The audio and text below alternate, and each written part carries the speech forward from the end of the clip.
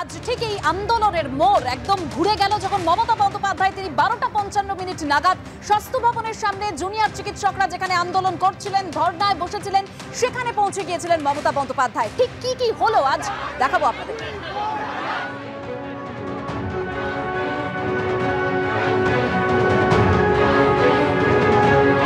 नीरा सफेद तुरंत खुले, भरपूर झाग दे और इसकी स्मार्ट साइंस दे स्मार्ट केयर और फ्रेशनेस। मेरी चॉइस मेरा सफेद।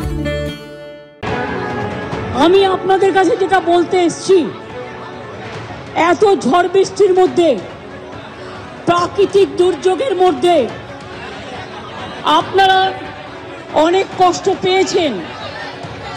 আর কষ্ট না করে যদি আপনারা কাজে ফিরতে চান, আমি আপনাদের প্রতিশ্রুতি দিচ্ছি, আপনাদের ডিমান্ডগুলো আমি কথা বলে সহানুভূতির সাথে আমি স্টাডি করব, আমি অফিসারদের সাথে কথা বলবো।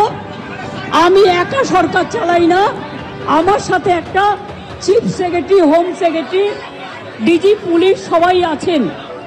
আমি আপনাদের বলতে চাই, আপনাদের ডিমান্ডগুলো আমি ভাববো, আমি চিন্তা করব। আপনারা প্লিজ দয়া করে, আপনারা আমাদেরই ঘরের ভাই বোন, আপনারা কাজে যোগদান করুন। এবং আমি বলতে পারি, আপনাদের প্রতি আমি কোনো অবিচার করব না। যদি সত্যি কেউ দোষী হয়, দোষীরা শাস্তি পাবে। দোষীরা কেউ আমার বন্ধু নয়, দোষীরা কেউ আমার শত্রুও নয়। আর আপনারা যারা ভাবছেন কেউ আমার বন্ধু, আমি তাদের চিনি না, আমি তাদের চিনি না, আমি তাদের জানি না, এবং আমাদের সাথে কোনো সম্পর্ক নেই। আমি যখন আপনাদের ধর্ণা মঞ্চে আসতে পেরেছি আপনাদের একজন সহযোদ্ধা হিসেবে, তখন মনে রাখবেন যে আমি আপনাদের, যদি আপনারা বিশ্বাস ভরসা রাখেন, বাদ বাকিটাও মনে রাখবেন। আমি আস্তে আস্তে করে, একদিনে তো সব হয় না, করতেও সময় লাগে, আমাকে একটু সময় দিন, আমি নিশ্চয়ই সাধ্যমতো চেষ্টা করব। মাননীয় মুখ্যমন্ত্রী রাজ্যের অভিভাবক, তিনি যে কোনো জায়গায় আসতে পারেন। আমাদের যে ধর্ণা মঞ্চে এসেছেন, এটাকে আমরা ওয়েলকাম করছি। আমাদের যে আন্দোলন, সেই আন্দোলনের প্রতি সমর্থক বলে আমরা এটাকে মনে করি, এবং একজন অভিভাবকের দিক থেকে এই দৃষ্টিভঙ্গি থাকা উচিত। এই দৃষ্টিভঙ্গি আজ 34 দিন পরে কেন, আরও আগে হওয়া উচিত ছিল বলে আমি মনে করি। কিন্তু ঠিক আছে, রাগ বসা জেদাজেদির কোনো জায়গা নয়। আমি মনে করি যদি তিনি চেয়েছেন আলোচনা করতে, আমরা আলোচনা করতে রাজি আছি। উনি যেখানে বলবেন, যে কোনো জায়গায় বলবেন, যে কোনো সময় বলবেন। আমরা আধ ঘন্টা 40 মিনিট একটু সময় চেয়ে নিচ্ছি, শুধুমাত্র আধ ঘন্টা 1 ঘন্টা সময় চেয়ে নিচ্ছি। তার মধ্যে উনি যেখানে ডাকবেন আমরা আলোচনা করতে রাজি।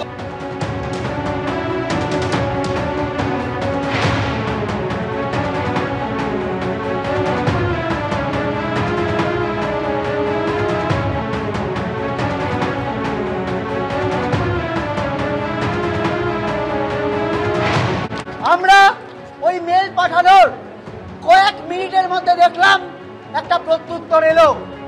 আমরা ওখানে বলেছিলাম যে আমরা এক্ষুনি যে কোনো জায়গায়, যে কোনোভাবে আলোচনায় প্রস্তুত, এবং তাতে আমাদের 5টা দাবি নিয়েই আলোচনা হতে হবে এবং স্বচ্ছভাবে হতে হবে। সেই জায়গা থেকে একটি মেল আমরা একটু আগে পেলাম। কিন্তু খুব অদ্ভুত ব্যাপার হলো, আমরা চেয়েছিলাম, আমরা ভেবেছিলাম কোনো একটি প্রশাসনিক জায়গায় আমাদের ডাক আসবে, কোনো একটি অ্যাডমিনিস্ট্রেটিভ জায়গায়, সেটা স্বাস্থ্য ভবন হতে পারে, সেটা নবান্ন হতে পারে, এরকম একটি জায়গায় আমাদের ডাক আসবে। কিন্তু আমরা দেখলাম খুব অদ্ভুতভাবে আমাদের ডাকা হলো কালীঘাটে, মাননীয় মুখ্যমন্ত্রীর বাড়িতে। কিন্তু আমরা এটাও বলতে চাই, উনি ভাবছেন যে এই যে ওনার বাড়িতে ডেকেছেন, আমরা হয়তো যাব না। আমরা আমাদের 5টা দাবি আমরা ওই কালীঘাটে গিয়েই ওনার কানে শুনিয়ে আসতে চাই।